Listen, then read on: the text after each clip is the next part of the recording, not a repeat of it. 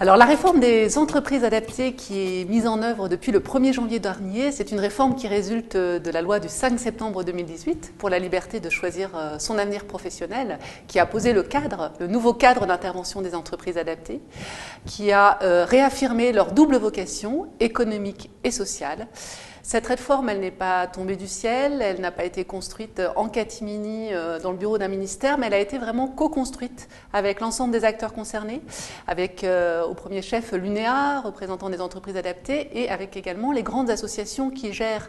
un nombre important d'entreprises adaptées. Et cette co-construction a été très importante pour proposer un nouveau cadre d'intervention qui soit vraiment en phase avec le quotidien des entreprises adaptées sur le terrain et en phase aussi avec les objectifs du gouvernement qui sont à la fois avec vous de développer l'emploi des personnes handicapées en entreprises adaptées et puis de mieux accompagner les projets professionnels des personnes handicapées et de faciliter les passerelles entre entreprises adaptées et autres employeurs publics et privés.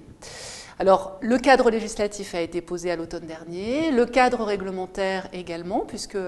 l'ensemble des décrets de mise en œuvre de cette réforme et de lancement des expérimentations ont été publiés. Pour autant, les choses ne s'arrêtent pas là, elles ne sont pas figées. Cette réforme, maintenant, il faut la mettre en œuvre avec vous. Il faut continuer dans la mise en œuvre, à échanger, à procéder aux adaptations nécessaires si besoin. Il est vraiment important de pouvoir proposer une réforme dans un cadre national, bien sûr, qui soit homogène, mais qui puisse laisser de la respiration au territoire et qui puisse s'adapter aux besoins des entreprises adaptées et des territoires.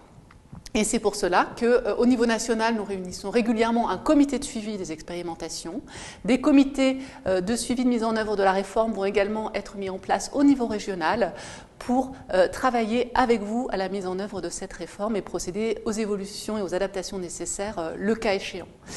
Par ailleurs, cette réforme, elle n'est pas pilotée uniquement par l'État, mais elle embarque un grand nombre d'acteurs. Finalement, tous vos partenaires dans le champ de l'emploi des personnes en situation de handicap, notamment l'AGEFIP, un partenaire essentiel qui finance aux côtés de l'État cette réforme des entreprises adaptées. Le service public de l'emploi également, qui doit être aux côtés des entreprises adaptées pour les aider à recruter les personnes en situation de handicap et pour les aider également à développer les passerelles vers d'autres employeurs publics et privés. Et puis bien d'autres acteurs aussi, puisque les entreprises adaptées ne sont pas financées uniquement par l'État ou par leurs clients, mais en tant qu'entreprise ordinaire, elles peuvent solliciter d'autres intervenants, France Active, la BPI, les régions, et il nous paraît très important que tout cet écosystème autour des entreprises adaptées soit bien mobilisé, puisque la réussite de cette réforme doit être avant tout une réussite collective.